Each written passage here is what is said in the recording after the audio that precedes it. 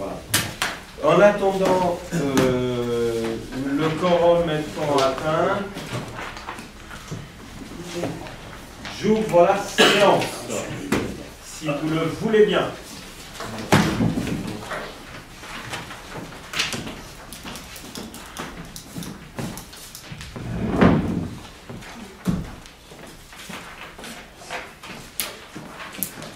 Mais je vous remercie d'être tous là ce soir. C'est très bien.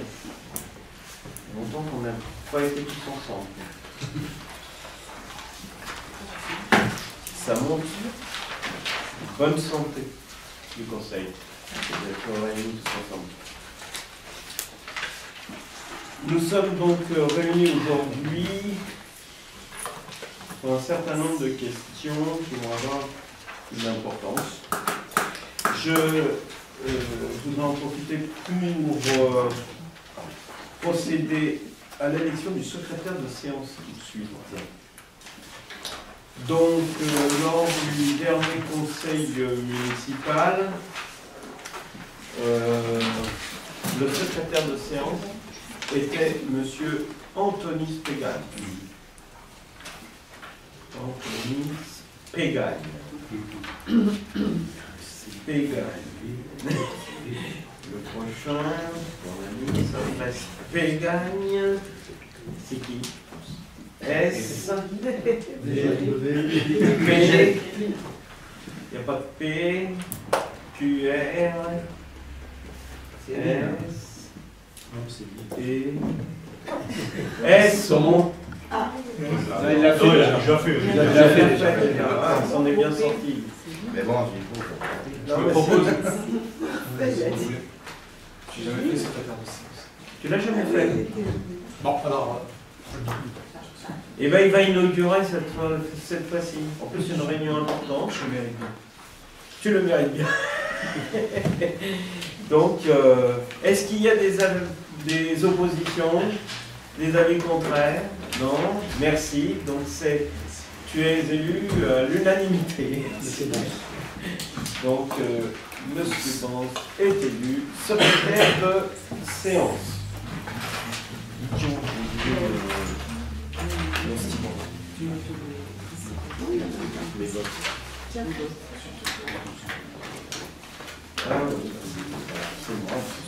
Merci. Thierry n'a pas signé? Ah si, il a signé. Il signe dans la case du dessus. C'est normal.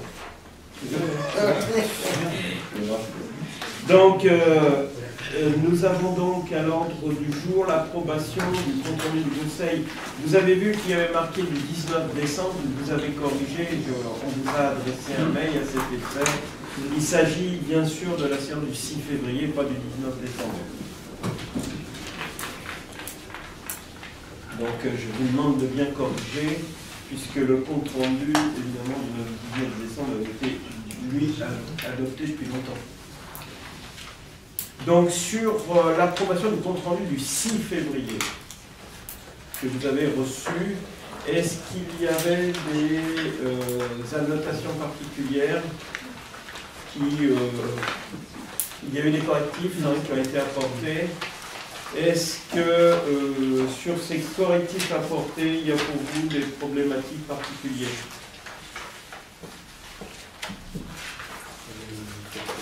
Bon, ça a été fait. On l'avait vu ensemble.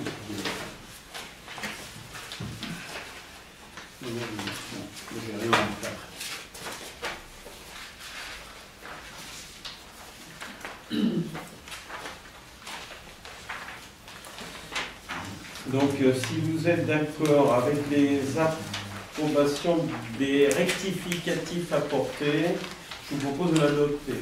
Est-ce qu'il y a des avis contraires? Des abstentions? Donc, le compte rendu du 6 février 2015 est adopté. En ce qui concerne le point concernant donc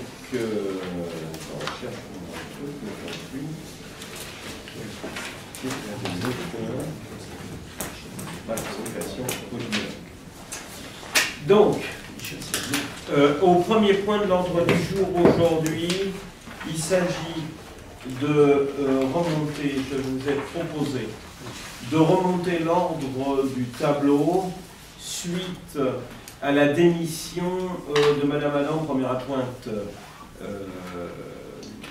dernièrement. Donc de remonter l'ordre du tableau des adjoints. Y a-t-il, alors je rappelle que dans l'ordre du tableau, M. Malingre était deuxième adjoint, M. Moutawadia était troisième adjoint et M. Bernet était quatrième adjoint. Je vous propose donc, en remontant dans l'ordre du tableau, de valider le fait que M. Malingre devienne premier adjoint, que M. Moutawadia devienne deuxième adjoint, et M. Bernet troisième adjoint. Et en même temps, de valider le principe que le poste de quatrième adjoint soit conservé. Voilà. Y a-t-il des avis contraires sur cette proposition? Des abstentions? Donc c'est adopté à l'unanimité. Puisque nous conservons un poste de quatrième adjoint, je vous propose de pourvoir au poste du quatrième adjoint, tenant compte qu'il y avait une femme qui était quatrième adjointe.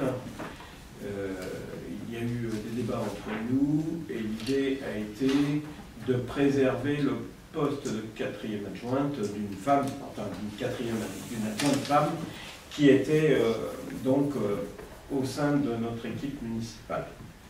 Malheureusement, vous savez comme moi que lors des dernières élections, nous n'avons pas vu assez de femmes à présenter et que cela ne nous a pas permis d'avoir, comme la mandature précédente, par le truchement électoral, une parité homme-femme. Ce qui avait été un peu, finalement, une bonne chose dans la première mandature à laquelle j'ai participé, puisque finalement, par le fait des élections municipales, finalement, les compagnies avaient mis et installé eux-mêmes une moitié femme, moitié homme. Voilà, c'était très bien.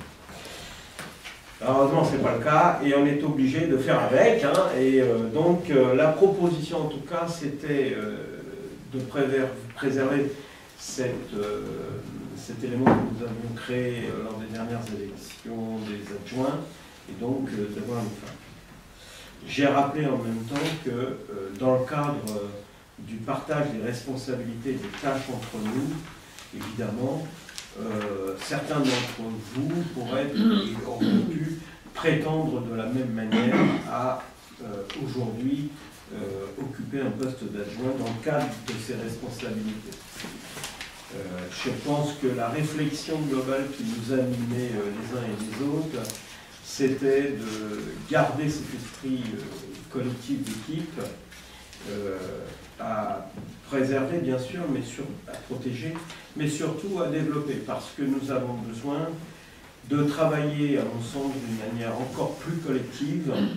Moi le premier, hein, on n'est jamais à l'abri, dans le cadre de ses responsabilités, de griller des étapes qui peuvent être essentielles du travail collectif. Voilà. Donc, en tout cas, c'est ce que j'essaierai pour les 5 ans qui restent, d'être beaucoup plus à l'éveil sur cette question, tout en vous demandant d'avoir la même exigence auprès des uns et des autres, parce qu'il n'y a pas d'équipe qui parvienne à des succès dans le cadre du travail collectif sans avoir à partager ensemble la matière première. Voilà. Donc j'appelle parmi le conseil, y a-t-il quelqu'un qui postule au poste de 4e adjoint au maire? Je souhaite porter ma candidature. Pas au poste, mais à la fonction. J'y viendrai après, puisqu'il n'y a personne, il n'y a pas de secret ici. Il y a une réflexion qui a été portée avec les uns et les autres. à travers un rééquilibrage des responsabilités et en même temps avec une lisibilité par rapport aux responsabilités des uns et des autres. On a besoin de mieux préciser un certain nombre de questions concernant notamment quelques conseillers délégués qui animent, je dirais, leur délégation. J'y reviendrai après l'élection du 4e adjoint.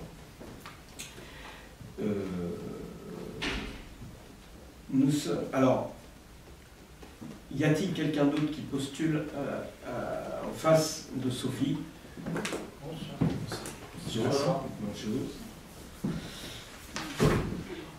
Je rappelle que même s'il n'y a qu'une candidature, nous devons procéder à l'élection.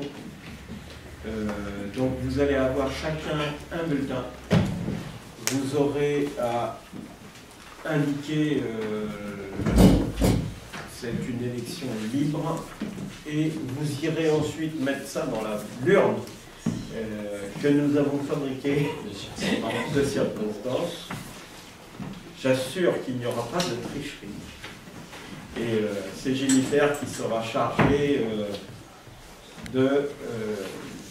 d'enregistrer vos votes quand on vous appellera nominativement et qui s'occupera du dépouillement avec le secrétaire de séance. 100 €.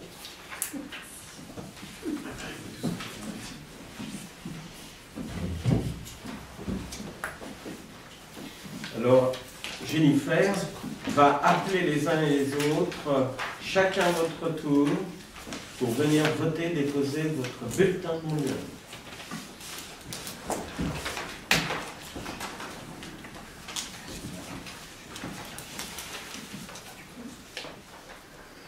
Allez-y. Monsieur Aristide Atala.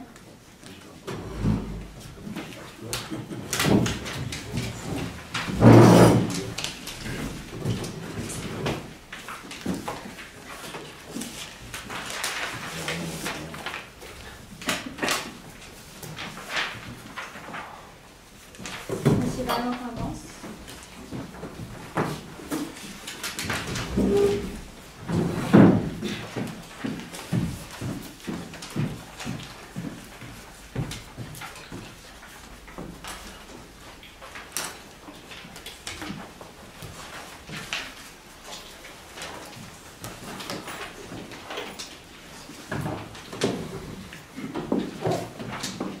Monsieur Jean-Pierre Bernier. Je vais faire le grand tour parce que je ne voudrais pas faire tomber le matériel. Gênant.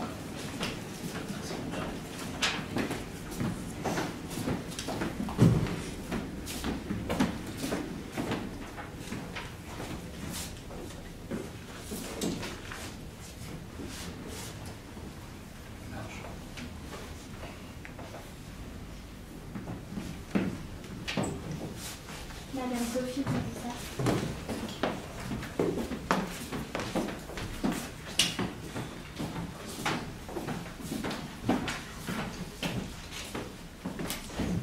Monsieur Dufresne.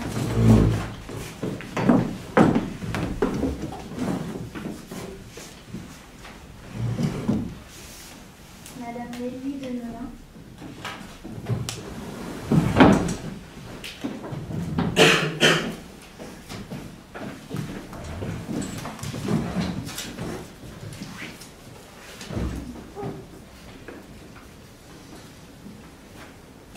Monsieur Thierry Géraud.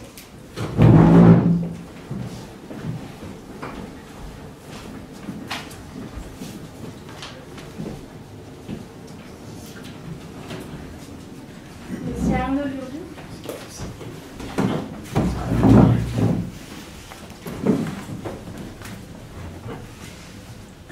J'en profite pour vous rappeler, après le conseil, vous restez là, j'ai besoin de vous voir. Monsieur Patrick Malin.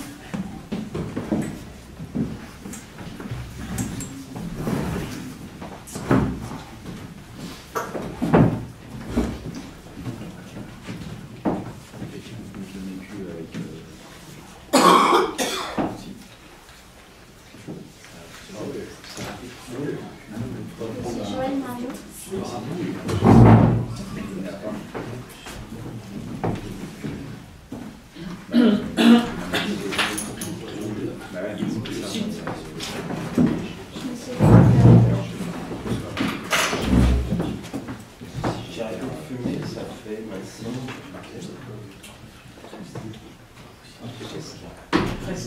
Monsieur Éric Renaud.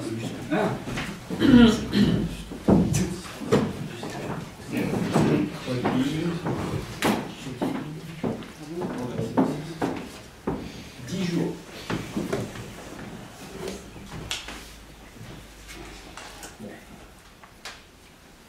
Pour l'instant, c'est.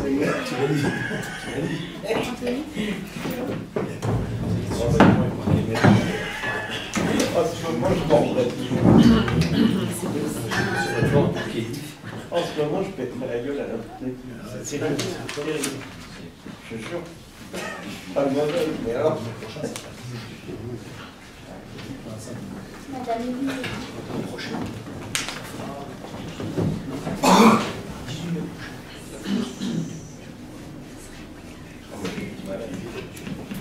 Ah non, non, je fais gaffe. Ça, c'est ma maladie. Ah, avec le jeune homme, je lui laisse pas la place. Il va dépouiller avec vous.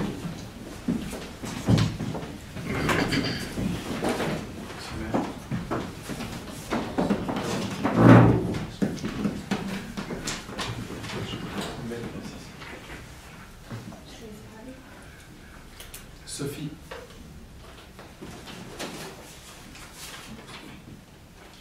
Sophie. Sophie. Sophie.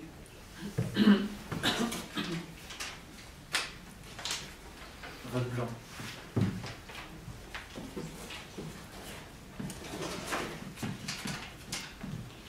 Sophie.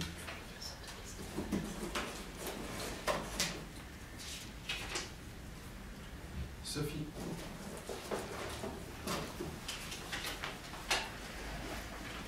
Vote blanc. Sophie.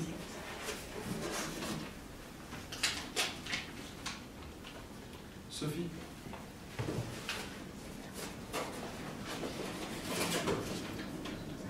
Sophie. Sophie.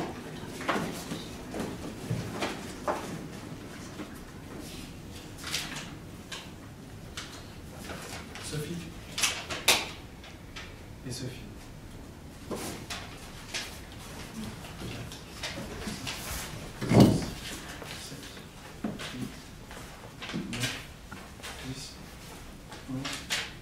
On a 12 voix pour Sophie et 2 votes blancs.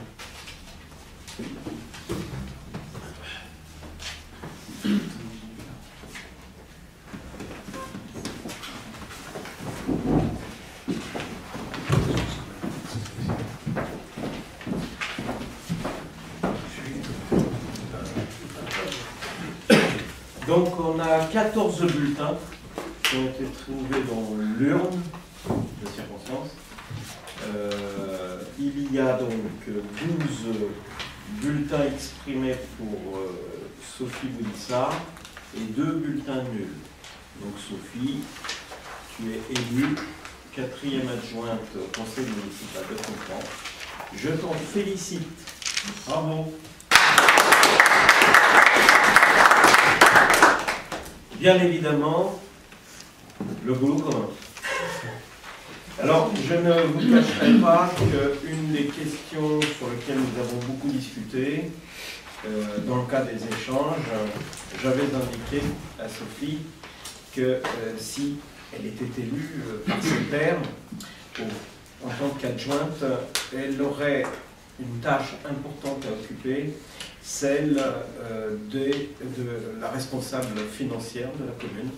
Donc elle sera adjointe aux finances par arrêté dans quelques jours. Adjointe aux finances, tout en continuant le travail qu'elle mène depuis un certain temps et plutôt dans de bonnes conditions sur la communication. Voilà, puisqu'elle était responsable de la communication, que je suis très satisfait. En ce qui concerne par contre le développement durable, évidemment Sophie ne le concernera pas, elle va avoir assez de travail pour ça. Et dans ce cadre-là, j'ai demandé à Arnaud, que j'ai rencontré aussi évidemment, puisqu'Arnaud était tout aussi capable de passer adjoint au maire sur l'ensemble des questions notamment sur lesquelles il travaille et qu'il va poursuivre et développer même, c'est l'environnement et le développement durable, puisque c'est le nouveau critère de conseiller délégué qu'il occupera. Pardon, on n'arrête pas de m'appeler maintenant, c'est désolé. Voilà. Donc il occupera la responsabilité de conseiller délégué en charge de l'environnement et du développement durable. Voilà. Qui évidemment intègre les questions sur lesquelles il travaillait depuis maintenant quelques années, notamment les questions de propreté et d'hygiène, mais elles sont complètement intégrées, ces notions, dans l'environnement. Par contre, sur le développement durable, là j'interpelle en même temps les responsables des travaux, hein, parce que là il y a mené de pair sur ces questions-là, hein, M. Bernet. Et donc, M. Leroux, avec qui j'ai discuté, va suivre quelques formations pointues, de manière à ce qu'on intègre bien les questions qui touchent aux énergies renouvelables et à l'ensemble des questions sur lesquelles on a beaucoup de travail à faire en matière de développement durable. Voilà. Donc ça sera un arrêté que je prendrai en même temps dans quelques jours pour changer l'intitulé du conseiller délégué. Évidemment, il reste Arnaud comme conseiller délégué. Enfin,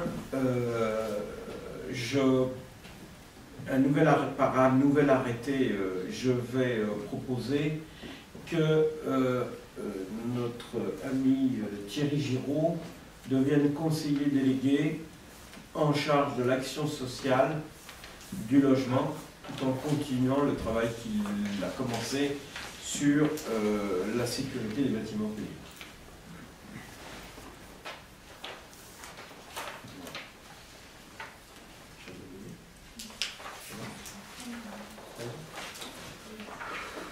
Voilà, donc tout cela, ce seront des arrêtés que je prendrai dans quelques jours, hein, qui précisera les responsabilités nouvelles de chacun, tout en sachant que nous avons beaucoup de travail devant nous et qu'on a besoin les uns des autres, voilà, pour pouvoir le faire. Donc j'insiste, travaillons collectivement et travaillons ensemble. Voilà. En ce qui concerne la question maintenant concernant le remplacement d'un membre et délégué à diverses commissions, suite à la démission de Sylvie Adam, je vous propose d'adopter le principe pour remplacer Sylvie à différentes commissions. Et d'attendre pour certaines. Sylvie était vice-présidente du CCAS. Pour l'instant, je ne pense pas que ce soit utile de remplacer Sylvie au CCAS. Par contre, il appartiendra au CCAS de voter pour élire son vice-président ou sa vice-présidente lors de la prochaine réunion qui doit avoir lieu sur les questions budgétaires.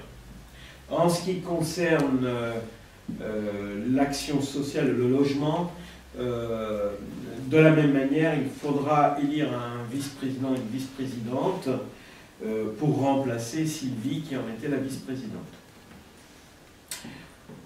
En ce qui concerne le CNAS, je rappelle que nous siégeons au sein du CNAS pour le personnel de la commune, hein, pour les y représenter pour la partie employeur. Ce que je vous propose, si vous en êtes d'accord, c'est de remplacer Sylvie au CNAS pour la commune. Voilà. Je vous propose de voter. Donc, y a-t-il quelqu'un d'autre qui se présente pour représenter la commune au CNAS? Non? Qui est contre cette proposition? Qui s'abstient? C'est adopté à l'unanimité. Merci. En ce qui concerne la commission d'appel d'offres, je vous rappelle qu'on a une commission d'appel d'offres qui a été mise en place. Sylvie était suppléante de la commission d'appel d'offres. Je propose de la remplacer par Sophie Boudissa. Y a-t-il quelqu'un qui souhaite porter sa candidature à la place de Sophie à la suppléance de la commission d'appel d'offres? Non. Donc sur cette proposition de candidature, y a-t-il des avis contraires? Un avis contraire? Une abstention? Non. Donc Sophie est élue à l'unanimité. En ce qui concerne la commission fêtes et cérémonies, Sylvie était donc membre de la commission pour les questions financières. Je propose que Sophie Boudissa la remplace par rapport à sa nouvelle tâche. Y a-t-il quelqu'un qui se propose à sa place au sein de la commission? Non. Y a-t-il des avis contraires sur cette proposition? Et abstention, donc c'est adopté à l'unanimité. Je vous en remercie. J'ai une question. Oui. J'aimerais une précision. C'est le CCAS qui votera, le comité qui votera ou le CCAS? C'est-à-dire le CCAS votera sa présidente ou son C'est le CCAS. Donc là, pourquoi nous on vote et pourquoi là c'est pas nous? Parce que là, si tu veux, là c'était si on remplaçait Sylvie au CCAS. Oui, mais je comprends pas la nuance entre là c'est le conseil qui vote et là c'est pas le conseil qui vote. Ben parce que le CCAS, c'est d'abord il n'y a pas d'élection de vice-président au sein des commissions de la ville. Contrairement au CCAS à la Caisse des écoles, où il y a une présidence, et j'ai demandé qu'il y ait une vice-présidence pour m'y remplacer quand je suis pas. D'accord.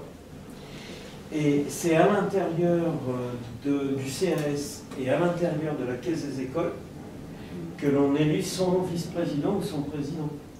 Et c'est pas au conseil municipal. Et la commission logement? Alors, commission logement, qui est une commission accrochée à l'action sociale, c'est à l'intérieur de la commission logement qu'on détermine de la vice-présidence de la commission logement. Parce qu'elle fait partie du CCAS. Il faut savoir que le logement, on l'a rattaché à l'action sociale. Avant, il était séparé. Aujourd'hui, tout nous démontre que c'est de l'action sociale, le logement. Voilà, c'est la raison pour laquelle... Donc là, ce que j'ai proposé ce soir, c'est de ne pas remplacer Sylvie, parce que je souhaite qu'on réexamine au sein du CCAS, notamment, du nombre de participations entre les élus et l'extérieur. Parce qu'on essaye, jusqu'à présent, on a toujours essayé, pour des questions de vote, qu'il y ait... que ce soit un nombre impair. Là, on va rester sur un nombre pair, mais la réflexion, c'est peut-être aussi qu'on va faire appel à candidature extérieure, et à ce moment-là, on fera un appel à candidature du Conseil. Voilà, mais on n'est pas précipité, il n'y a pas des enjeux d'importance. C'est pour ça que je préfère qu'on prenne le temps de la réflexion sur toutes ces questions. Est-ce que les réponses sont satisfaisantes? Oui. Très bonne. C'est tout ce que je voulais savoir, sinon on peut essayer de l'étayer, mais rapidement. C'était pas clair pour moi parce que tu as parlé de Thierry Aspect. Thierry est donc chargé, si tu veux, Thierry étant chargé de l'action sociale du logement, c'est à l'intérieur de la commission qu'il appartiendra à la commission de décider qui, évidemment, on va proposer Thierry. Mais c'est à l'intérieur, ça ne sera pas au conseil de le faire. Question numéro 4, il s'agit de la répartition des indemnités. Je vous rappelle que depuis des années, j'ai souhaité que l'indemnité du maire de Conflans soit partagée avec les conseillers délégués. À l'occasion de la nouvelle mandature, j'ai souhaité la même chose, donc de continuer dans cette logique en espérant que ça perdure pour l'avenir. Voilà. En ce qui concerne les adjoints, la nouveauté, c'est qu'à l'occasion de cette deuxième mandature, j'ai demandé que les adjoints participent aussi à cette répartition collective pour indemniser les conseillers délégués. Ce qui a été fait, puisque les adjoints ont aussi abandonné une partie de leur indemnité pour servir au pot commun. Et c'est dans ce cadre-là que nous avons arrêté un principe d'une base qui permettait de couvrir un ensemble de conseillers délégués. Donc ce que je vous propose, c'est simplement d'actualiser l'indemnité qui aujourd'hui est celle que vous connaissez depuis un an, qui a simplement été actualisée par l'augmentation du point indiciaire au mois de janvier, et donc de la reprendre comme on a conservé le nombre d'adjoints et qu'on aura un conseiller, on aura le même nombre d'adjoints et le même nombre de conseillers délégués, c'est de maintenir cette indemnité que nous avions mise en place.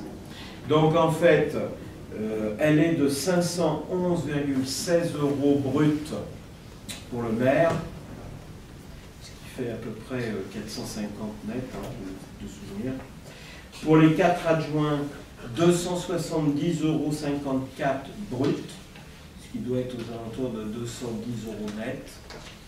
Et pour les conseillers délégués, 119,94 € brut, ce qui doit faire aux alentours de 107, 108 net. Voilà.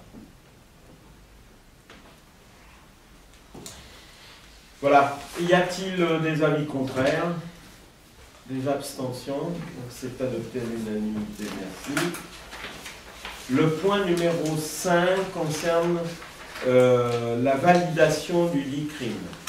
Je rappelle que c'est un document sur lequel nous avons travaillé depuis quelque temps, qui est un document de communication qui sera adressé à chaque compagnie et qui va servir évidemment de base de travail dans l'élaboration du plan communal de sauvegarde que nous allons mettre en œuvre et pour lequel nous avons missionné Monsieur Jamet, c'est ça, Jamet, qui était venu présenter d'ailleurs les travaux, l'issue des travaux du DICRIM. Donc, je passe la parole à Patrice Malin pour faire lecture. Alors, charmant d'entendre vos voix. À toi. Alors, le DICRIM est un document qui a pour objectif d'informer les habitants de la commune sur plusieurs points. Les risques naturels et technologiques, les mesures de prévention, de protection et de sauvegarde mises en œuvre, les moyens d'alerte en cas de risque. Il indique aussi les consignes de sécurité individuelle à respecter. Près de 15 000 communes sont concernées par l'obligation de réaliser un DICRIM. Il s'agit de communes disposant d'un plan de prévention des risques technologiques, d'un plan de prévention des risques miniers, des communes situées dans les zones de sismicité, etc. L'information donnée au public par le DICRIM comprend en outre la description des risques et de leurs conséquences prévisibles pour les personnes, les biens et l'environnement, les événements et accidents significatifs survenus dans la commune. La référence est la circulaire du 20 juin 2005. En 2015, la commune sera dotée d'un plan de communal de sauvegarde. Ce plan complémentaire des plans départementaux d'organisation des secours, plan SEC, organisation de la réponse de la sécurité civile, recense et organise les moyens dont dispose la commune, hommes, matériel, lieu d'hébergement, pour mettre en œuvre des mesures immédiates de sauvegarde et de protection des populations, des biens, de l'environnement en cas de survenue d'un événement majeur.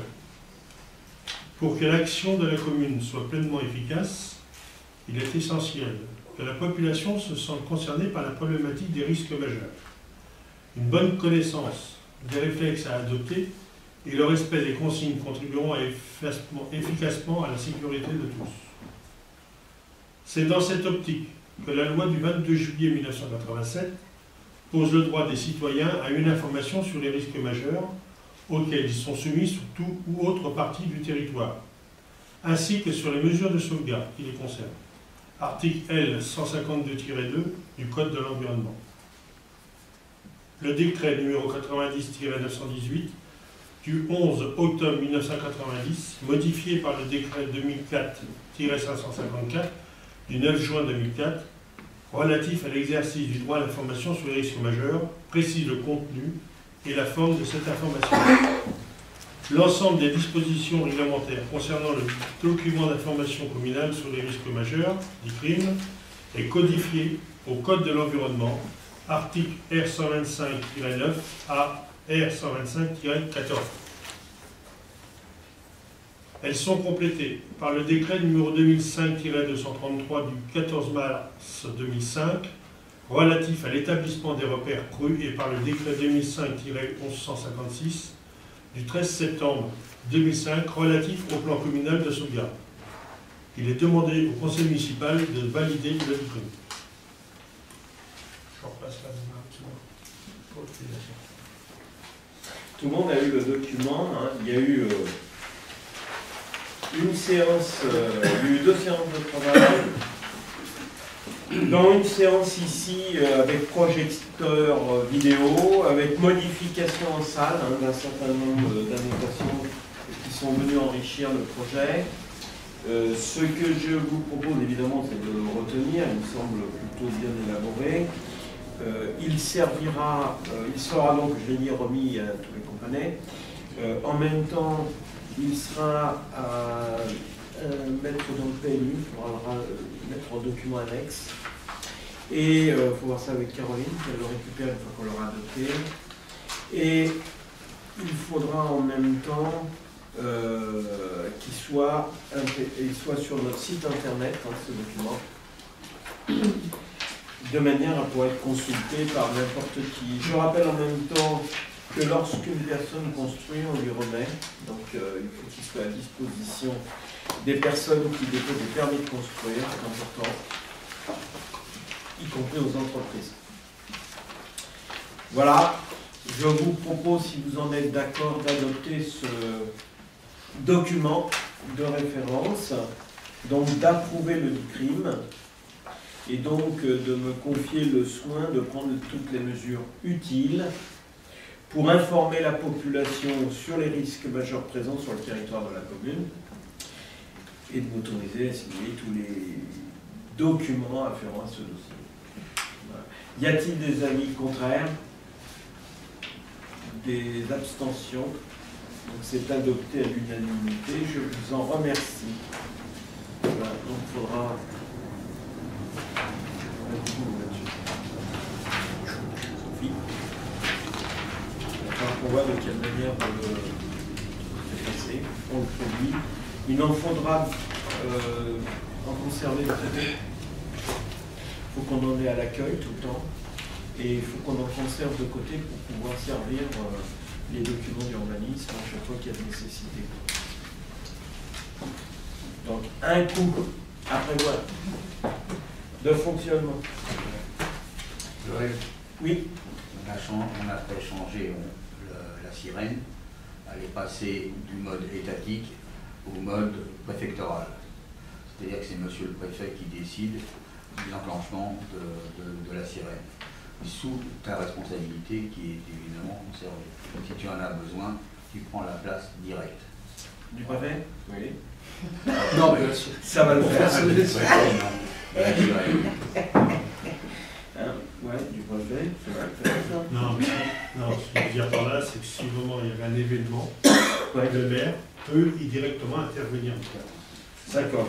Si par exemple je juge qu'il faut absolument alerter la population pour pas qu'elle sorte de chez elle, il faut que j'y accède pour les prévenir et qu'ensuite on fasse le nécessaire dans la même.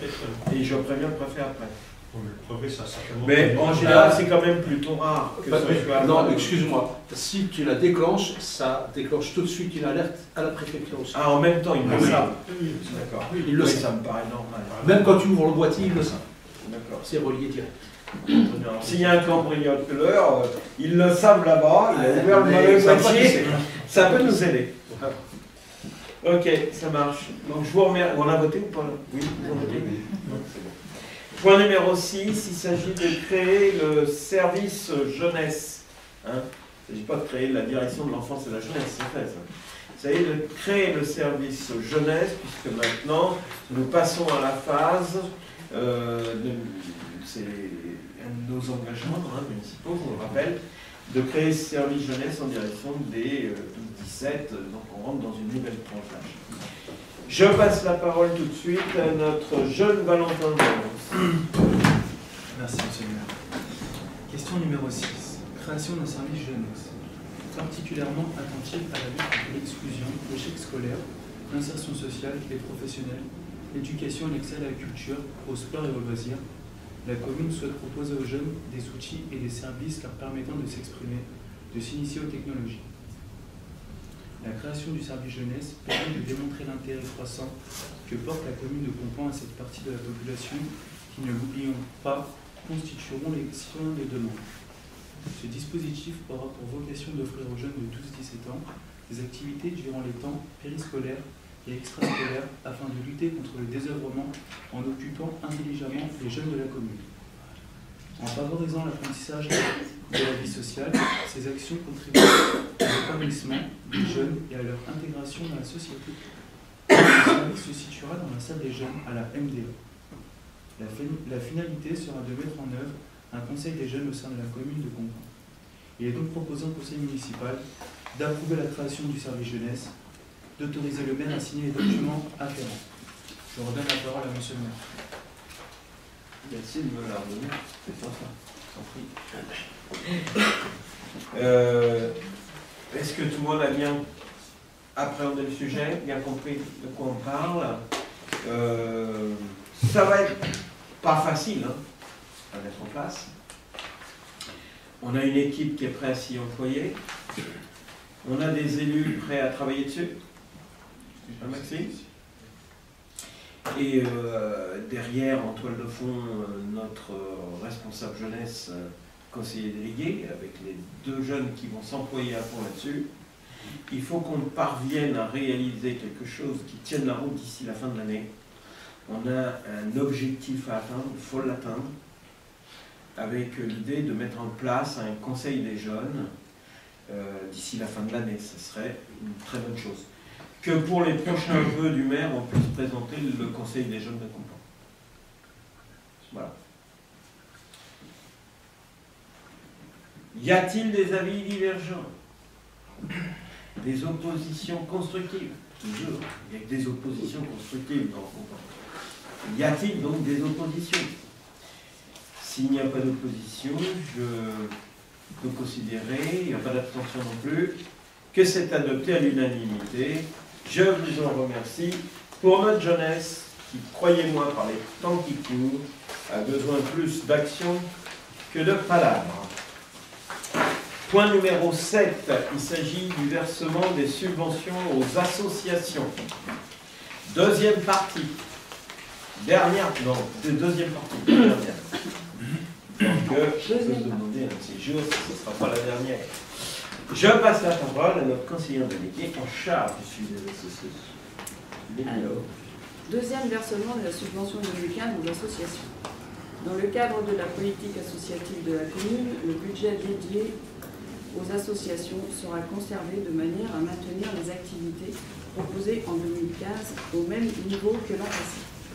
Par ailleurs, compte tenu de la nécessité en 2015 pour les associations de prendre en charge certaines dépenses leur incombant et pour lesquelles la commune proposera un impôt l'année à venir, il est prévu de conserver un budget conséquent pour les associations dont le montant définitif sera approuvé au prochain vote du budget 2015 de la commune. Il est également proposé de verser les subventions aux associations en février et septembre au lieu respectifs de décembre N1 et juin, afin que les subventions accordées pour l'année correspondent à la réalité comptable du budget communal. subvention 2015 versée en février 2015 et en septembre 2015 au lieu de décembre 2014 et juin 2015. Cependant, compte tenu des modes de gestion et des besoins différents de chaque association, un premier acompte a été versé en décembre 2014 pour les associations qui en avaient le besoin, puis en février 2014 pour les suivantes. Oui, 2015. Ça aurait été 2015. 2015. Et quoi? Pardon? Oui, en février 2015 pour les 2015. suivantes. Puis en février 2015. 2015. Il est proposé de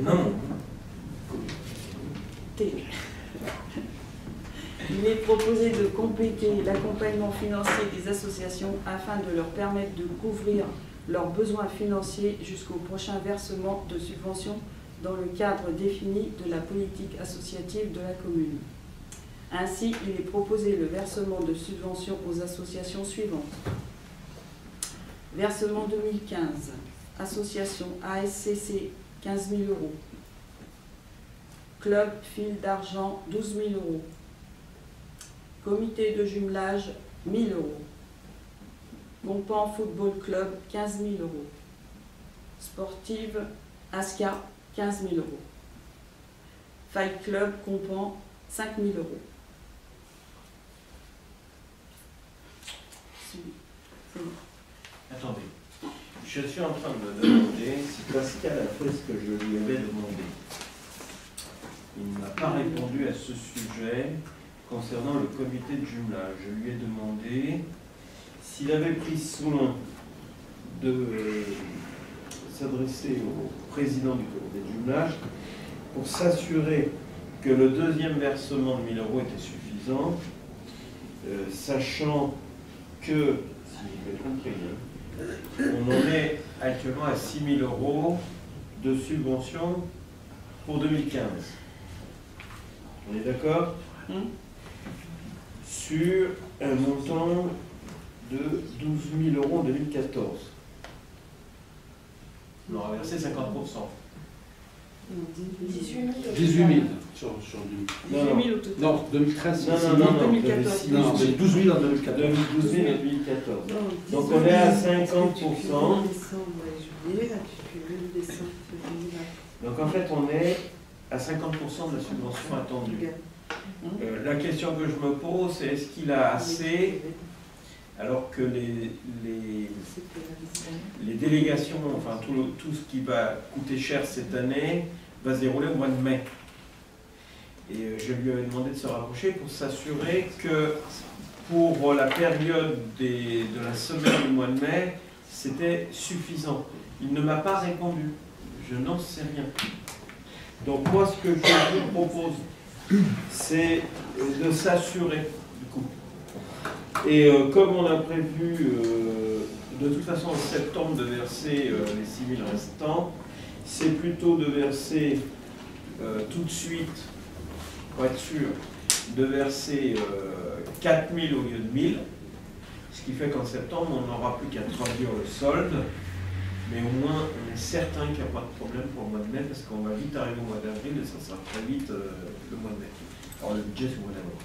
Donc là ce que je vous propose c'est d'augmenter de 1 000, de passer à 4 000 pour le comité de jumelage. Vous en êtes d'accord? Par sécurité, hein, je préfère le dire. J'ai une question en préparation. J'avais soulevé la question concernant le club de judo qui s'est réalisé à Saint-Lambert. Savoir si eux-mêmes savaient qu'il pouvait se formuler des demandes. Alors, et si on s'était renseigné depuis. Il faut voir ça avec Nelly. J'ai vu Pascal, mais il m'a dit qu'il allait les rencontrer, donc on va voir pour les rencontrer. D'accord. Parce qu'on aura déjà versé une subvention. Oui, mais c'est pour savoir si Ouais, c'est suffisant, ouais. s'ils sont au courant du mode de fonctionnement. On a versé une subvention déjà? Oui, oui. Quand? Le judo, oui. Là, les premières subventions, le premier versement. Oui, 1 000 1 000 €. €, c'est Ouais. 1 000 € on avait Ouais. versé? Oui, oui. Ah, Si, si, on a fait. Il n'a pas marqué dans Il les, n'a pas marqué, mais c'était- dans les associations là. Je vois pas. C'est 1000 euros, là, c'est judo. Il faudra quand même que tu lui demandes des précisions par rapport au tableau que j'ai là. Parce que Oui, le oui, code je de vais judo voir. n'apparaît pas. Je vais voir lundi pour ça, pour le jumage. Parce qu'Anthony a raison. Le club, le nouveau club participe activement au TAP. Hein. Donc, à ce titre-là, il mérite d'être soutenu. Voilà. Il faut le rencontrer, il faut voir, il faut le donner. Et puis, il faut lui demander pourquoi là, je ne la vois pas, cette subvention, dans son tableau récapitulatif. Ok. Est-ce que vous êtes d'accord sur cette nouvelle projection de deuxième versement pour l'année 2015, en tenant compte que je vous ai proposé d'augmenter de 1000 à 4000 le comité de jumelage? Y a-t-il des oppositions? Je m'abstiens juste pour les 4 000. Je préfère m'abstenir. On va pas au vote. Qui prend pas part au vote? Normalement, on doit voter les. Ah, mais c'était vrai ça. Mais tu aurais dû me le dire plus tôt, dis donc. Oui, mais est-ce que nous on est concernés? Oui. Hein? Donc ce que je vous propose, c'est qu'on vote ligne par ligne. Bah oui, sinon on va se retrouver encore plus mal.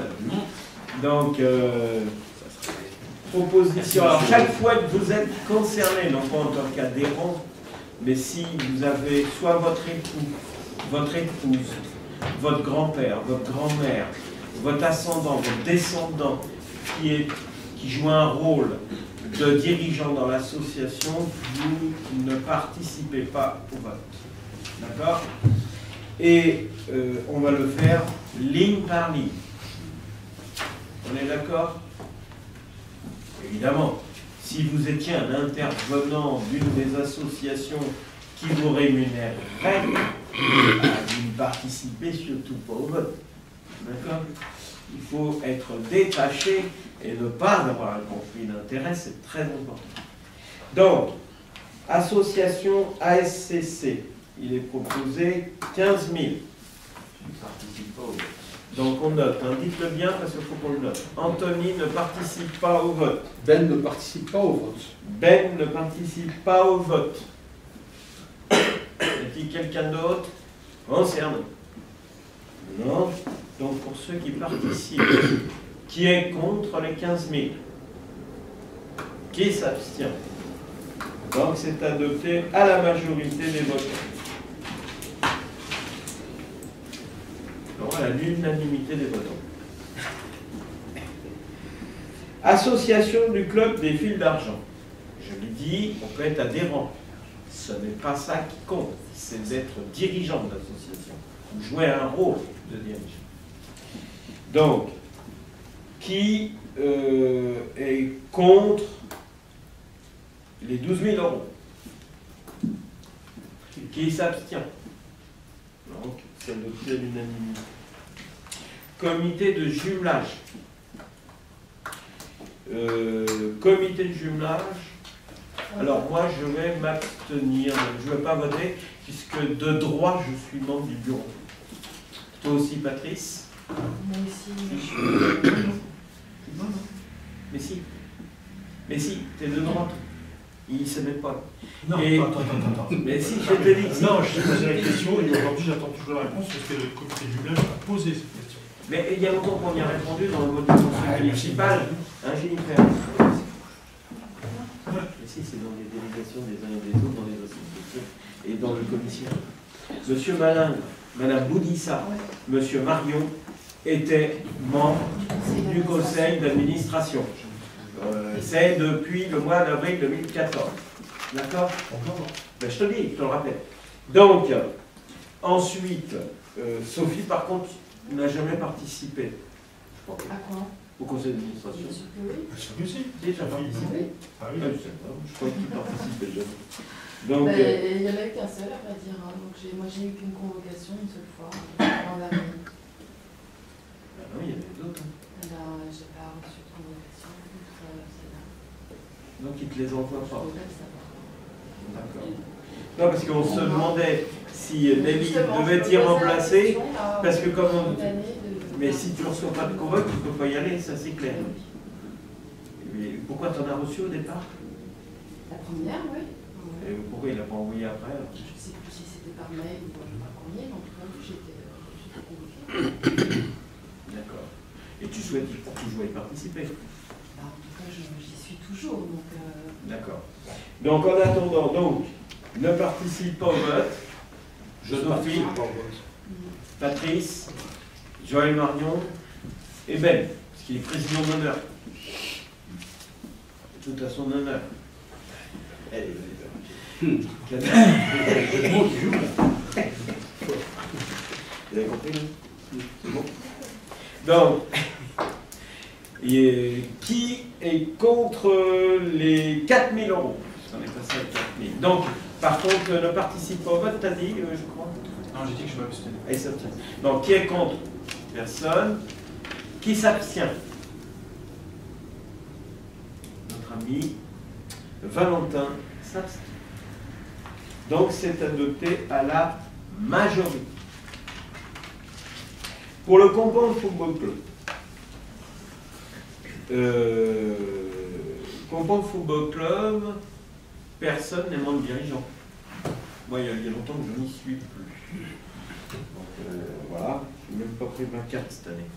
Pas bien. Je vous propose, toi par contre, quoi? T'es pas au club de Compan? Hein? Je suis reçu. Ah, je savais pas. Donc, proposition 15 000. Qui est contre? Qui s'abstient? Une abstention. Donc c'est adopté à la majorité. Concernant l'association sportive, culturelle, artistique, c'est-à-dire l'ASCA, la proposition est de 15 000. Ne participe pas au vote Arnaud, Patrice, Joël, normal, nos femmes sont beaucoup des franches, Nelly, ça fait 4. C'est bon, là, on a fait le tour, je crois. Donc, pour ceux qui participent au vote, il est proposé 15 000 euros. Qui est contre? Qui s'abstient? C'est adopté à l'unanimité des votants. Pour le Compan Fight Club, La majorité. non, l'unanimité des votants. L'unanimité. Bah oui, t'en as 4 qui participent au vote, tous les autres votent. Non, d'accord, t'as entendu. Ensuite, Compan Fight Club. Alors, vous savez, c'est la boxe spéciale, mais c'est la boxe. Donc, il y a une proposition budgétaire de 5 000 euros. Y a-t-il des dirigeants du Compan Fight Club? Non, il n'y en a pas. Y en a-t-il qui font de la boxe ici? Pourtant, ça serait utile, hein, de temps en temps. Donc, qui est contre? Qui s'abstient? Donc, c'est adopté à l'unanimité. Bravo. Donc, évidemment, il ne s'agit pas de 63 000, mais 66 000. Non, c'est 66. 6, 3 plus, c'est ça. C'est 14 000. D'accord, elle est passée. D'accord, t'as rajouté juste. J'ai rajouté 3 000. 3 000 sur les 1000. Ok, ça marche? Voilà, il faudra lui préciser, parce que lui, Pascal, il ne va pas tenir compte de ce que l'avis du conseil. Voilà, ben, je vous remercie bien. Simplement une petite information, je pense que... Mais on va étayer tout ça avec notre conseiller délégué au sport. Je rencontre les maires de Ménil-Amelot, Juilly, Montregard, Moussy-le-Vieux et l'autre qui est à côté, je ne sais plus comment elle s'appelle, l'autre village, il y a un autre maire qui est concerné. Il faut savoir que le club de Compan et le club de la Gouelly vont fusionner pour des raisons de contraintes sportives et économiques à la fois. Donc, nous allons avoir une réunion, les maires concernés, par rapport à leurs objectifs sportifs, techniques et financiers. Donc, j'ai une réunion avec les maires concernés le 3, le 3 avril, au Mesnil-Amelot. On a déjà eu une première approche.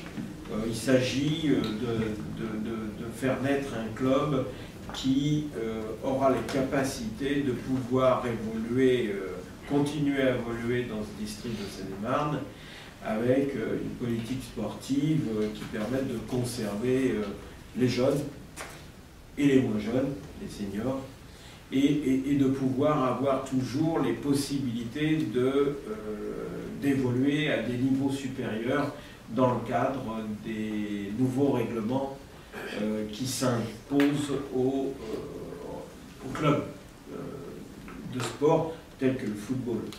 Alors, il faut savoir qu'aujourd'hui, si vous n'avez pas certains critères qui sont réunis dans votre club, même si votre équipe finit première, elle ne montera jamais. Voilà. Ce qui fait que les jeunes se sauvent des clubs qui ne peuvent plus donner la moindre ambition sportive au bout d'une année sportive. Donc là, l'objectif de cette fusion, c'est de conserver les nivellements nécessaires et le nombre des équipes en fonction des âges pour permettre à chacun de pouvoir continuer à évoluer et dérouler à un niveau supérieur. Voilà. Donc on doit discuter de tout ça.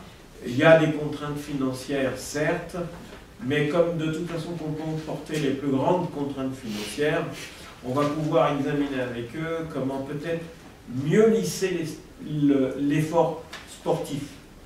Et à l'occasion des premières rencontres, j'ai expliqué que la commune de Compans ne souhaitait pas se désengager, mais qu'elle souhaitait que l'effort financier sur le transport collectif, notamment, soit mieux partagé. Voilà. Donc on va discuter de toutes ces questions. Très bien. Voilà, c'est une information. Hein, j'en profite. Ça concerne le foot, c'est tout. Oui, là ça concerne le football. On s'appelle le foot. En ce qui concerne, mais bon, le foot, il a une bonne subvention de la commune. Hein. Quand même. Et il s'agit pour nous, mais c'est pas le seul aujourd'hui. Au niveau des clubs sportifs de la commune, c'est celui qui a peut-être la meilleure subvention, mais pas par nombre de pratiquants. En ce qui concerne le point numéro 8, il s'agit de l'adhésion au groupement de commande d'électricité. Je vous rappelle qu'il n'y a pas si longtemps, on a examiné les conditions pour pouvoir participer au groupement de commande dans le cadre de la libre concurrence sur le gaz. Il s'agit maintenant de venir sur le groupement de commande nécessaire sur la commande d'électricité, et notamment pour tout ce qui est supérieur à 36 kVA. J'ai retenu ma leçon. Je crois que Jean-Pierre, c'est à toi.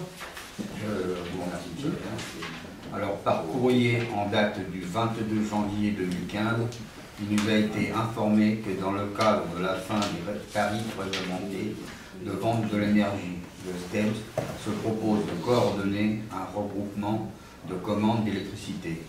Le groupement a pour objet la passation des marchés de fourniture et d'acheminement d'électricité et les services associés pour les besoins propres des membres. L'ouverture à la concurrence du marché de l'énergie, engagée depuis une dizaine d'années, se poursuit avec la disparition des tarifs réglementés de vente d'électricité par la loi NOME du 7 décembre 2010, selon les modalités suivantes. Pour les points de comptage dont la puissance souscrite est supérieure à 36 kVA, les tarifs réglementés, dits tarifs jaunes et tarifs verts, disparaissent au 31 décembre 2015. Pour les points de comptage dont la puissance souscrite est inférieure ou égale à 36 kVA, les tarifs réglementés, dits tarifs bleus, perdurent. À ce jour, la disparition des tarifs réglementés pour les puissances souscrites inférieures à 36 kVA n'est pas prévue. Au 1er janvier 2016, Pour les points de comptage concernés par la fin des tarifs réglementés, les acheteurs soumis au Code des marchés publics ou à une procédure obligatoire de mise en concurrence, notamment les collectivités territoriales et les établissements publics, devront avoir signé un nouveau contrat en offre de marché avec un fournisseur de leur choix. À défaut, ils s'exposent à subir une interruption de service puisque le contrat sur tarif réglementé aura disparu et qu'ils n'auront dès lors plus de contrat de fourniture d'électricité. Dans ce cadre, le regroupement de ces pouvoirs adjudicateurs et entités adjudicatrices, acheteuses d'électricité, de fourniture et de services en matière d'efficacité énergétique est un outil qui non seulement leur permet d'effectuer plus efficacement les opérations de mise en concurrence, mais également d'assurer une maîtrise de leur consommation d'énergie et renforce la protection de l'environnement dans le respect du développement durable. Dans ce contexte, le SDEMS a constitué un regroupement de commandes d'achat d'électricité et services associés, afin de permettre aux acheteurs soumis aux dispositions précitées de se mettre en conformité avec la loi. Il est donc demandé au conseil municipal d'approuver l'adhésion de la commune au regroupement d'achat d'électricité, d'approuver le programme et les modalités financières, d'accepter les termes de l'acte constitutif du groupement de commande d'électricité, d'autoriser le représentant du SDEMS à signer les marchés et ou accords cadres et marchés subséquents issus du groupement, et ce, sans distinction de procédure ou de montant, lorsque les dépenses seront inscrites au budget. Je vous redonne la parole, monsieur le maire.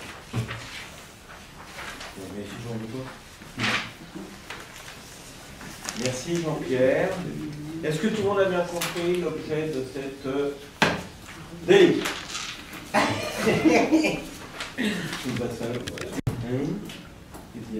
Non, mais c'est pas là qu'on parle. J'ai besoin. Ah, le SDESM. Ah, le SDESM. Alors, mais t'as raison, c'est épouvantable. T'as raison, c'est épouvantable. Alors, c'est le syndicat départemental d'électricité ou d'électrification de Seine-et-Marne. Il a réuni aujourd'hui tous les syndicats de canton.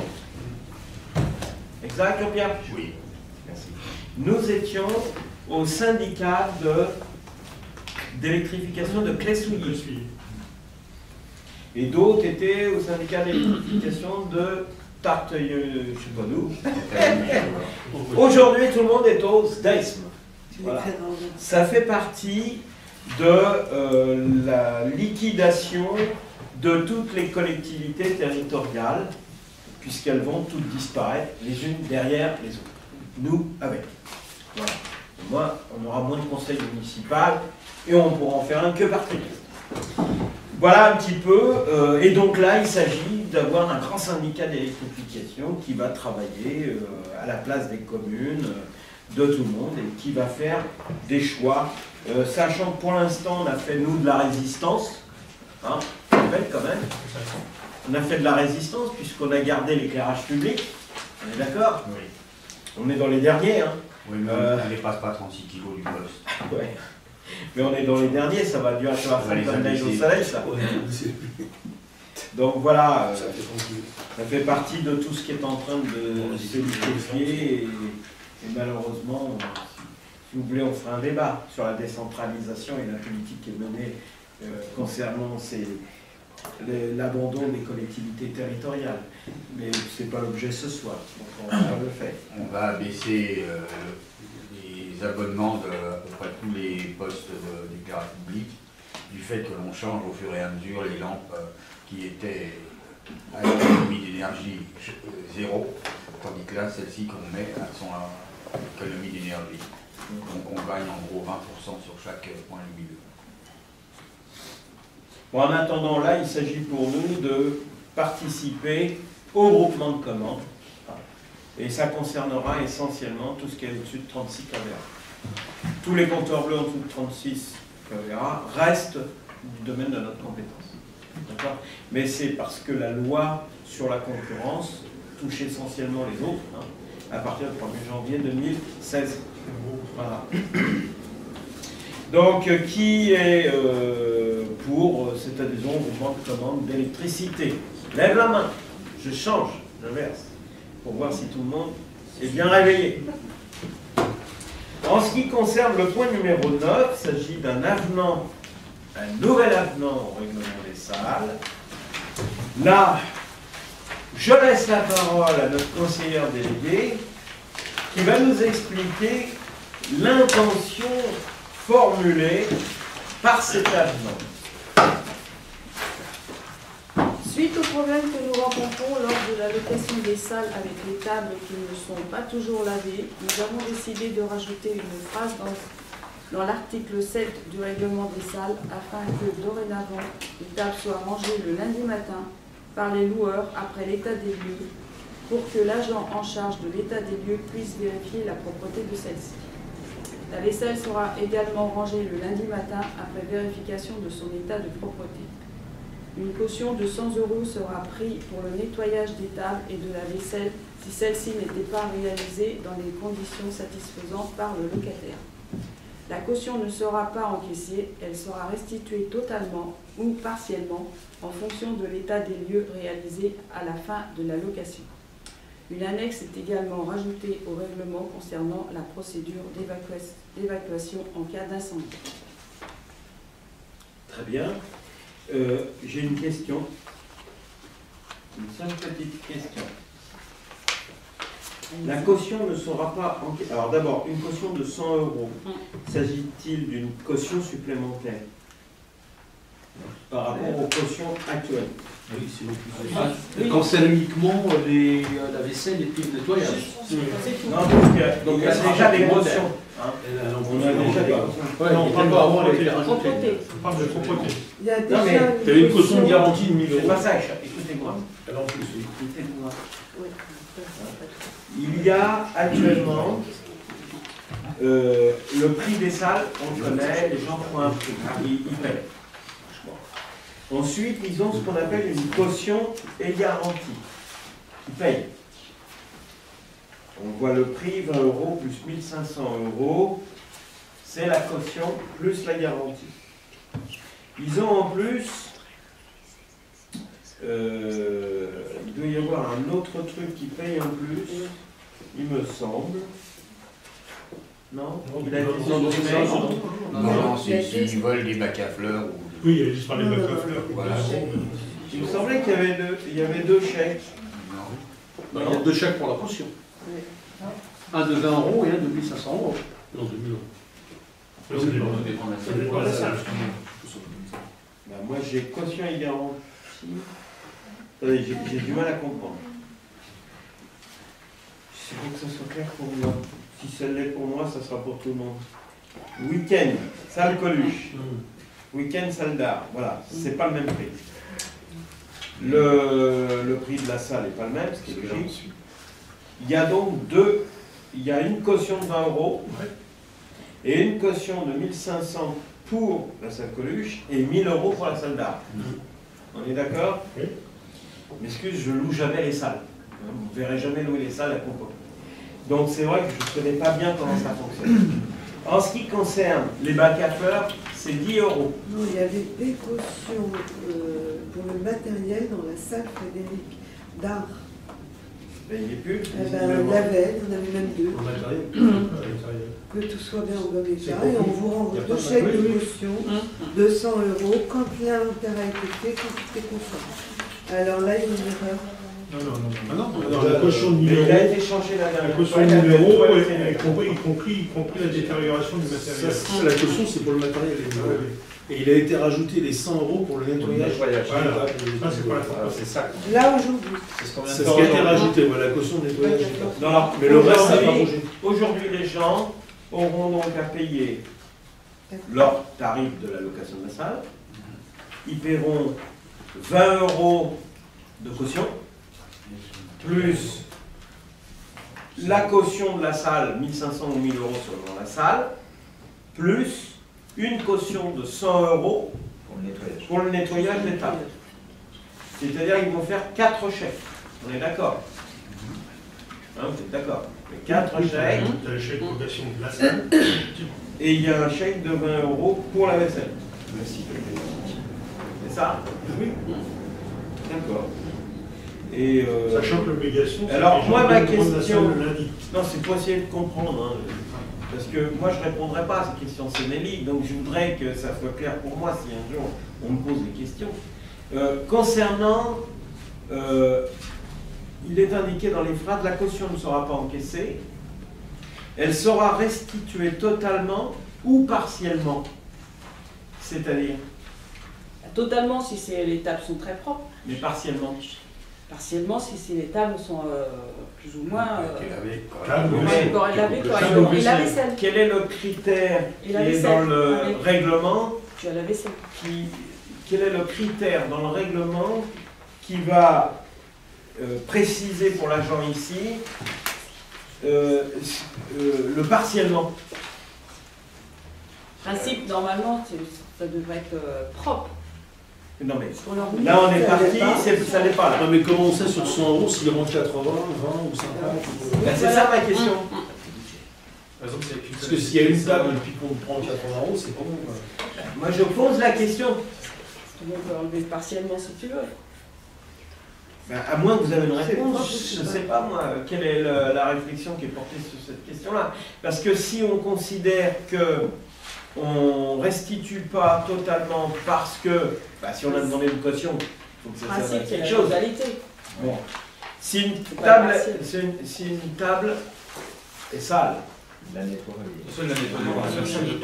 qu'on leur prend le chèque de 100 € ou est-ce qu'on le garde après le voyage? C'est les personnes qui ont loué, si on juge que non, je vais vous dire pourquoi je dis ça. C'est parce que moi je voudrais que les choses soient hyper claires. Derrière, vous avez des agents ici qui gèrent. On n'est pas là. Hein, on n'est pas là quand les gens vont gérer. Et moi je me retrouve après avec des courriers à la con. Vous voyez?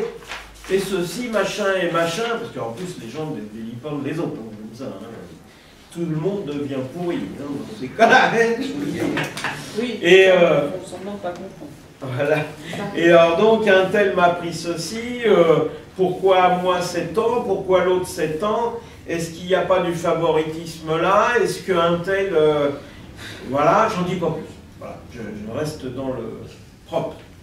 Et à la fin, comme de toute façon plus personne ne sait le problème qui a été posé, pourquoi on en est arrivé là, et ce qu'il faudrait retenir, ça arrive dans mon bureau un samedi matin. Moi je découvre tout et je suis au courant de rien.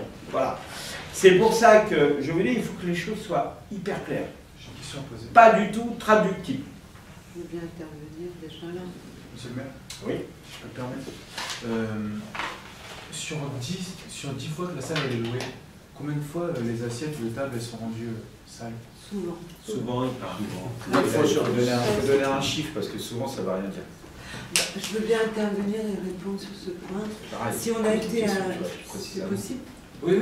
Si on a été amené à prendre cette disposition et à en débattre ce soir, c'est qu'on a eu beaucoup de remarques, beaucoup de remontées et beaucoup de cas. Sinon, on aurait temporisé. Donc, devant la question qui revient de façon récurrente, on a réfléchi. Et alors, ça n'engage que moi ce que je vais dire. Je pense que le but de cette démarche, c'est que les salles soient rendues avec des tables et des vaisselles propres. Le but, c'est pas de prendre 100 € aux gens. Donc, ils savent que si ça ne se passe pas bien et que si l'agent juge que la table et la vaisselle est sale, on gardera leur caution. Je pense que intelligemment, ils peuvent dire bah, je vais nettoyer les verres et les tables ce matin pour récupérer mon argent. Alors, je voudrais ajouter, donc on a un tableau ici où il est question, on a écrit caution de nettoyage des tables. Je pense qu'il faut ajouter caution de nettoyage des tables et vaisselle. Ça, je pense que c'est un oubli Nelly. Et vraiment, je le répète, l'idée, c'est pas de prendre 100 €, l'idée, c'est de régler la question. Donc si, imaginons, tu as loué cette salle, le lundi matin, la dame qui vient pour faire l'inventaire, vérifier que tout est là et que tout soit propre, ça ne l'est pas et qu'est-ce qui se passe? eh ben, il faut pouvoir lui rendre la surface en état. C'est-à-dire prendre, je ne sais pas, un quart d'heure ou une demi-heure pour nettoyer ce qui n'a pas été nettoyé. Et ça, c'est pas sympa parce que ça va la retarder dans son travail. Il faut savoir qu'elle a un timing. Mais c'est vraiment le dernier recours. On va éviter, on souhaite, et sinon, bah, là, on a recours aux 100 euros s'il n'y a pas de négociation et pas d'autres solutions. Mais c'est vraiment le dernier recours, je pense. Voilà l'idée.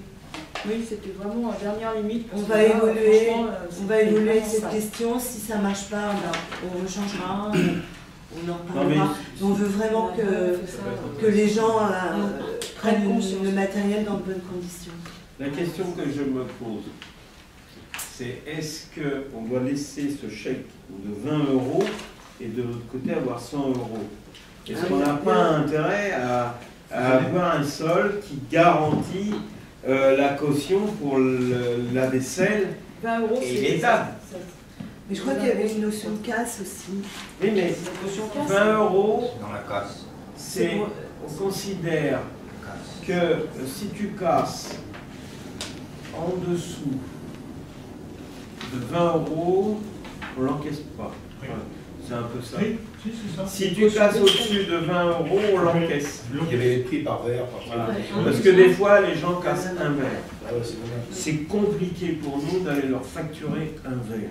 De leur facture. Non, faut pas que ça arrive à Non, ce serait compliqué de leur facturer un verre.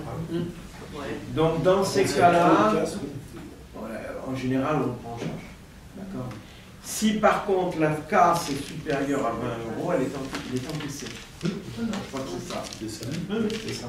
Ou si c'est 15 euros, c'est encaissé 20 euros ou un truc comme ça. Non, c'est 20 euros. Quand tu arrives à la limite de 20 euros, le chèque est encaissé. Donc, question, est-ce qu'on maintient ces deux chèques de caution malgré tout, 20 et 100, différemment? L'un pour la... Il faut les maintenir, c'est deux choses différentes. C'est deux choses différentes. Oui, parce que tu peux casser des verres pour 1 euro, mais casser à toi. Alors, si vous permettez juste une remarque, le mot partiellement c'est vrai ne convient pas dans la phrase. Voilà. Si la personne, le loueur prend la salle et que la vaisselle n'est pas propre, ou il accepte de faire la vaisselle et de rendre les lieux propres, auquel cas le chèque il est restitué dans sa totalité. Dans le cas où il refuserait, à ce moment-là, le chèque de caution, il a lui prévenu au moment de l'allocation de la salle, ce chèque sera retenu. Voilà. Le seul problème qui se posera après, ce sera qui va refaire et qui va faire cette vaisselle pour la remettre en état. Non, mais là, si c'est les agents qui sont obligés de le faire, par voilà. Donc, à ce moment-là, ce sera une directive de la direction pour leur dire, bon voilà, la vaisselle n'a pas été faite, allez. Voilà. Vous avez perdu 100 euros. Il a proposé de la salle. C'est un peu la proposition de la salle. Bien sûr. Donc alors, qu'est-ce qu'on fait? On met, elle sera restituée totalement en fonction de l'état. On retire ou partiellement. Non, c'est pas totalement ça, ou pas. C'est la phrase « la caution ne sera pas encaissée » qu'il faut... Totalement ou pas, ça revient au même. La caution... Il est bon, lui. Et on retire partiellement, il dit totalement ou pas. Non, excusez-moi, juste une réflexion, s'il vous plaît. Une caution par c'est pas ça. Par mot, la caution, normalement, elle n'est pas encaissée. C'est la caution, elle est encaissée Donc, au départ. la caution au départ ne sera pas encaissée. Elle est restituée en fonction de l'état. Ah oui, mais c'est pas la peine de marquer la caution ne sera pas encaissée. Elle n'est jamais encaissée de toute façon, une caution. Elle n'est encaissée qu'après acte. Une caution, elle est encaissée. Par définition, une caution, elle n'est pas encaissée. Donc, il ne faut pas marquer qu'elle est encaissée. Ensuite, qu'une caution, par principe, elle n'est pas encaissée, elle est rendue dans son état intégral. Alors, donc ça donne, la caution sera restituée totalement, même pas totalement, sera restituée en fonction de l'état des lieux réalisés à la fin de la location. Vous mettez ça, c'est bon? Oui, moi, vous gérez. Hein. Dans un cas contraire de propreté, ça ne peut pas gérer ça. Non, parce que derrière, s'il y a des dégâts, il y a forcément la caution, les 1500 euros qui couvrent ça. C'est autre chose. Et après, il y a l'assurance.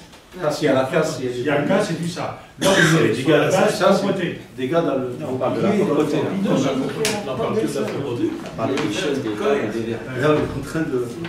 La vaisselle. On n'est pas responsable de la cyclisme déjà.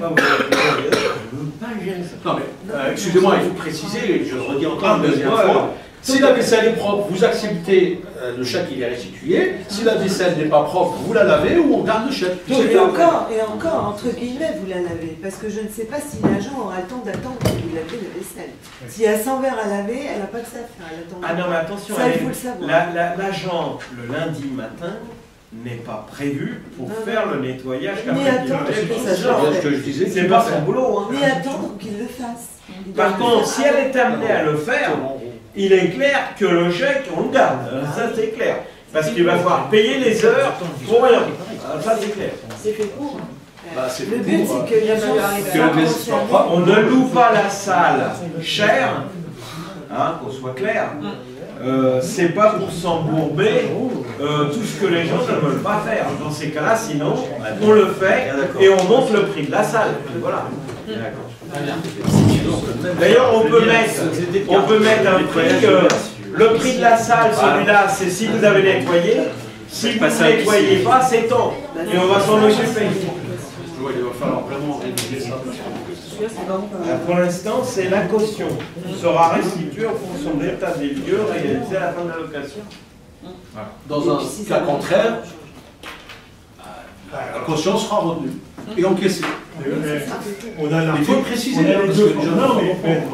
a la phrase au-dessus qui signifie tout.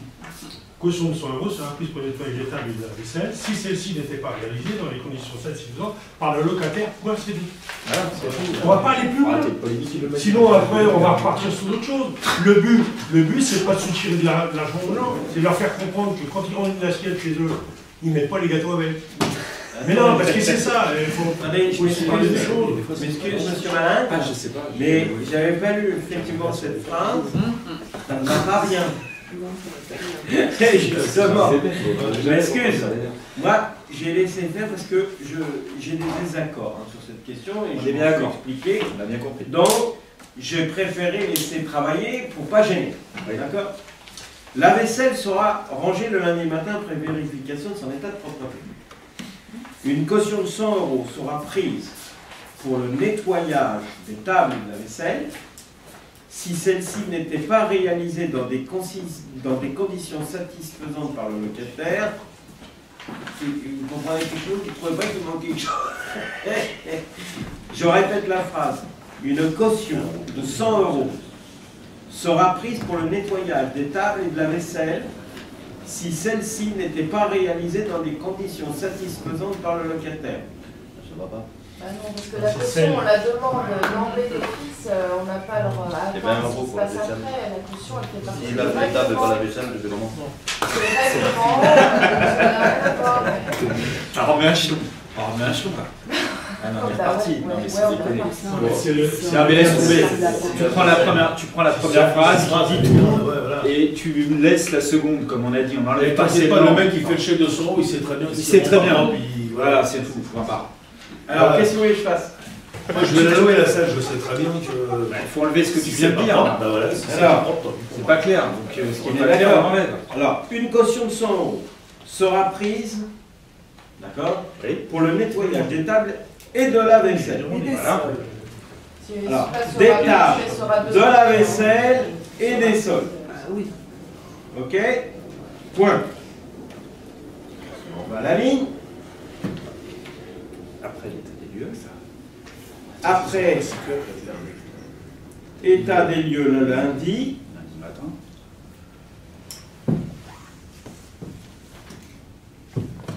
Le lundi matin.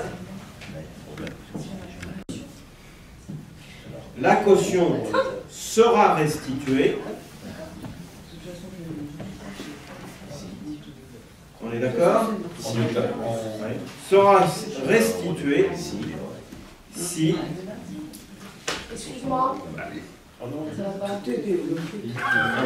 Bah non, je vais en mettre une petite couche, c'est que tu parles du lundi, mais moi je vois dans le tableau que il y a des locations en semaine.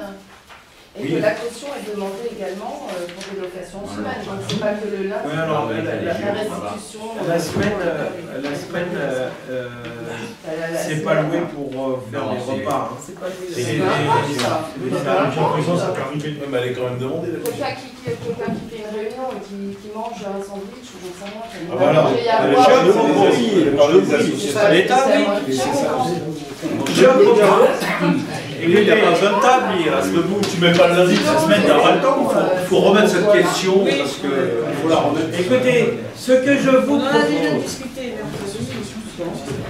ce que je vous propose, c'est de renvoyer ça à la prochaine séance et que le petit groupe qui travaille sur cette question, d'accord, renvoie un projet de texte en amont, de manière à ce qu'on puisse chacun vous donner nos aperçus par rapport à une bonne lecture et en même temps au regard de la nouvelle question qui vient de venir, notamment de la location en dehors des week-ends. Parce que cette question va se poser de la même manière pour l'utilisation du matériel et des tables. On est d'accord? De toute façon, il est nécessaire, si vous permettez, s'il vous plaît, il est nécessaire de reporter parce que même dans le règlement intérieur de la salle, il est précisé que la caution ne sera pas encaissée, elle sera restituée totalement ou partiellement. Donc, non, mais par rapport à ce qu'on allait prendre nous comme décision. Là, on peut changer l'article. Mais en attendant, moi je vous le dis très tranquillement, sur cette question je vous laisse totalement travailler librement. Ah ben non, on la reporte la prochaine fois. Oui, mais c'est pas tout de la reporter, il y a une rectificative qui doit être rédactionnelle là. Parce que c'est pas évident à mettre en place un règlement. Mais là, on tourne en rond, chacun travailler plus tranquillement. Donc en attendant, malgré tout, je souhaite quand même qu'on retienne une chose. À cette occasion, c'est pour moi quand même l'élément indispensable, c'est qu'on retienne bien dans l'avenant, suite aux problèmes que nous rencontrons lors de la location des salles avec les tables qui ne sont pas toujours lavées, nous avons décidé, je vais ajouter une phrase dans l'article 7, afin que dorénavant, les tables soient rangées le lundi matin par les loueurs après l'état des lieux, pour que l'agent en charge de l'état des lieux puisse vérifier la propreté de celle-ci. Il ne faut pas mettre le lundi matin. D'accord? Parce que là, on remet un chou. Non, attends, on va simplement régler un problème. Vous allez revenir, vous allez y travailler, vous allez revenir. Non, mais là, je veux régler un problème immédiat. Je veux là-dessus, je veux régler un problème. Après, vous y reviendrez. Ah non, moi, je reviens pas. Ah bah si, il faut y revenir. Non, mais il n'y a pas de souci. C'est juste que tout à l'heure, on a arrêté d'écrire le texte par rapport à ce qu'a dit Sophie qui était juste. Oui, c'est qu'il y a aussi des locations qui se font la semaine. Oui. Donc les tables, elles ne doivent pas être rangées le lundi matin pour les locations le week-end, mais elles doivent ne pas être rangées aussi pour les locations qui ont lieu la semaine, alors, peu importe le jour, parce que là il n'y aura pas de jour, parce que ça peut être un mercredi, comme ça peut être un jeudi, et ainsi de suite. Oui. Donc il faut dire, à mon avis, voilà, il faut préciser que les tables doivent être rangées au moment de l'état des lieux. Afin de pouvoir vérifier. Voilà, afin de pouvoir vérifier la propreté des tables, les verres, tout ce que tu es le jour de la semaine. Voilà, tu ne précises pas le jour. Je m'excuse, je vais vous demander de faire quelque chose qui va te contrarier un peu. Non, ça ne me contrarie pas. Non, si, c'est logique. Je vais simplement vous demander de régler un problème immédiat, c'est l'allocation du week-end. D'accord. Alors, en fait, le problème, c'est le week-end, finalement. En fait. Pour moi, oui. Mais on peut, au regard des textes, puisqu'elle est louée aussi dans la semaine, trouver une formule. Moi, ce que je voudrais, c'est immédiatement régler le week-end et laisser travailler pour toiletter tout ça et le mettre en conformité, y compris pour la semaine, et peut-être toiletter le texte. Voilà. Ce que je vous propose, c'est suite aux problèmes que nous rencontrons lors de la location des salles avec les tables qui ne sont pas toujours lavées, nous avons décidé d'ajouter une phrase dans l'article 7 du règlement afin que dorénavant, les tables soient dorénavant lors des locations du week-end. D'accord?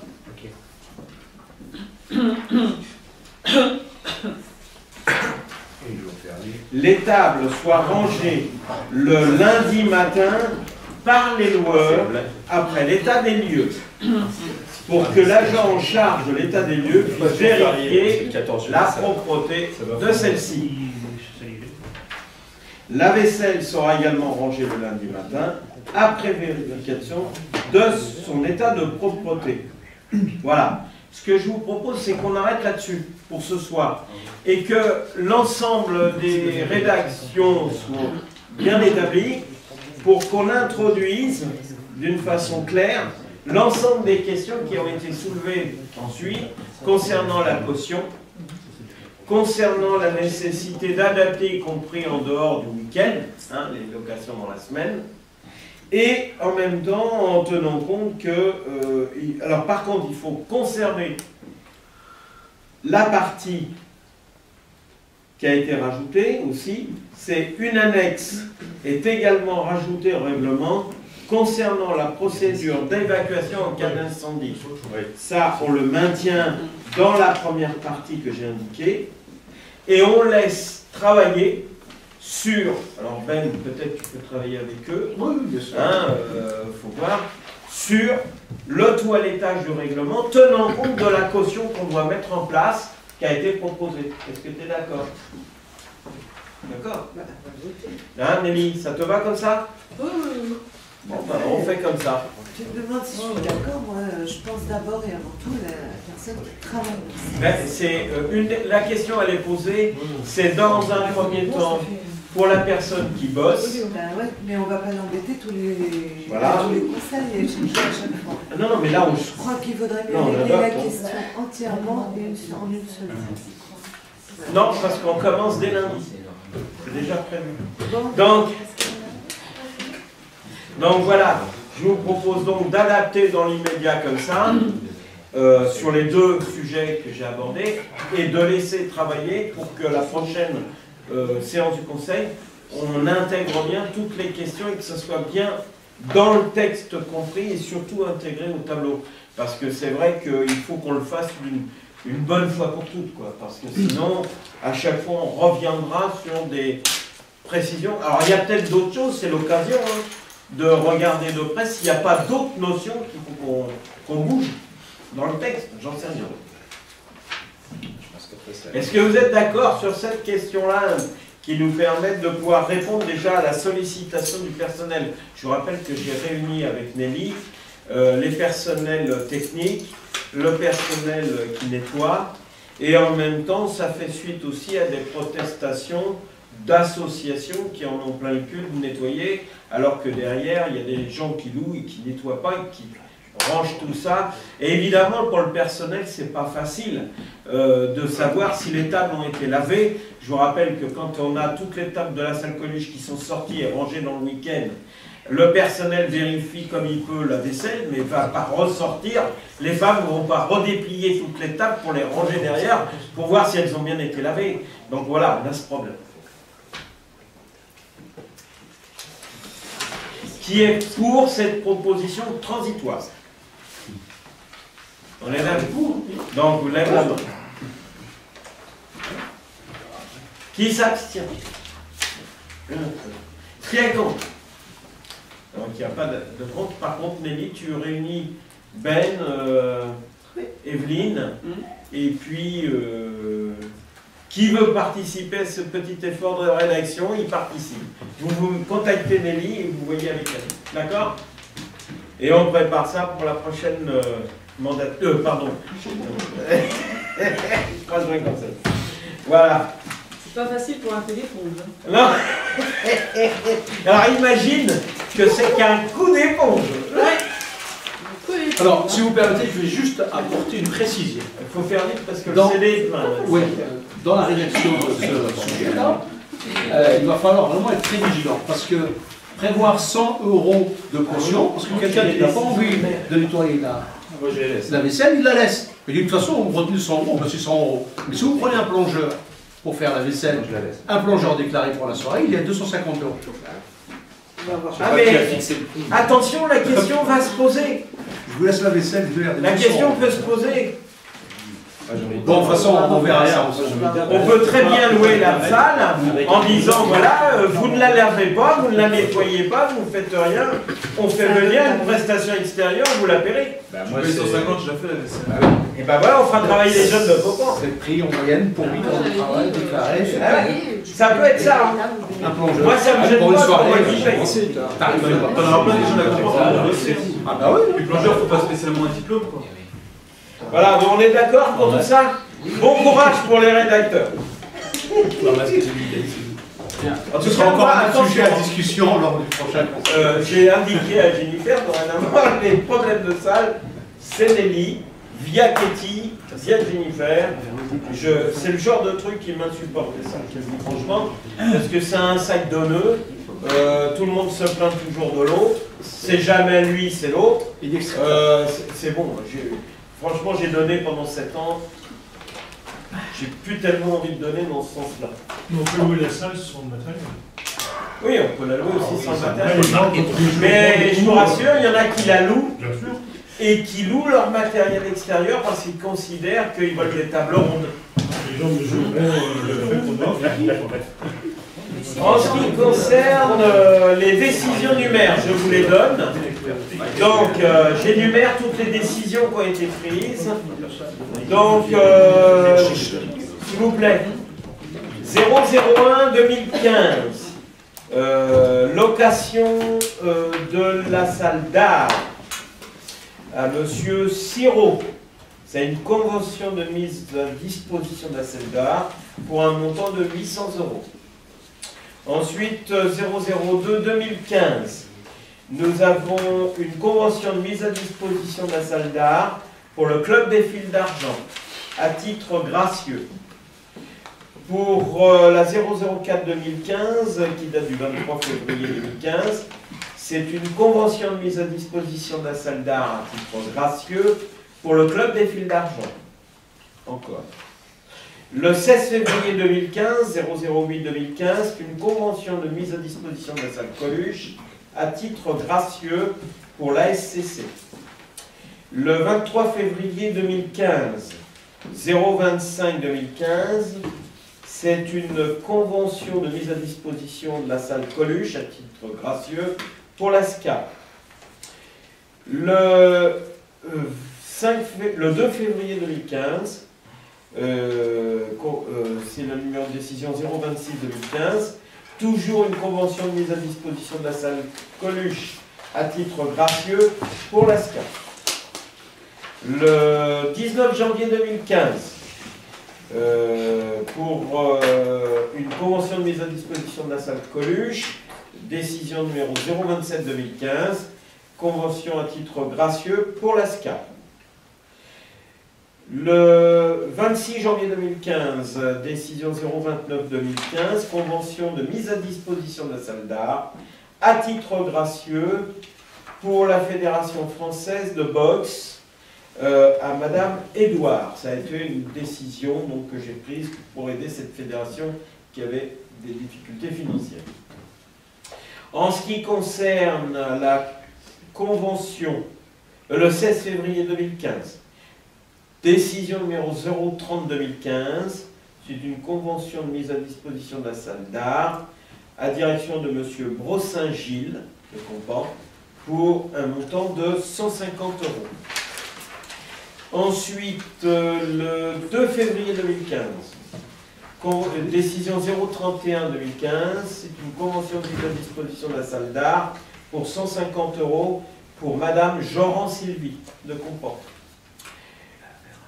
Convention du 16 et 17 janvier 2015, décision 033-2015, convention de mise à disposition de la salle Coluche, à titre gracieux pour les anciens de l'UNRPA de Mitry, à titre gracieux. Convention de mise à disposition de la salle Coluche pour le 26 janvier, 23-26 janvier 2015, décision 034-2015, convention de mise à disposition pour un montant de 400 € à l'intention de Madame Crespin, Lydia. Convention date du 15 janvier 19 janvier 2015, mise à disposition de 31 tapis de judo à titre gracieux à l'occasion d'un décès. Convention 035-2015 à l'intention de Madame Zegaï. Décision numéro 36-2015, mise à disposition de 3 tables en date du 24 au 26 décembre 2014 à titre gracieux de Madame Defin. Voilà les décisions dernières que j'ai prises. Voilà. C'est les décisions qu'on prend habituellement. On aide les gens quand ils ont des trucs familiaux. Et en même temps, les associations qu'on prend, titre gracieux, on prête la salle, les salles. Et bien évidemment, pour certaines associations qui expriment des besoins et qui, dont les salles sont libres à ce moment-là et ont un but non lucratif évidemment.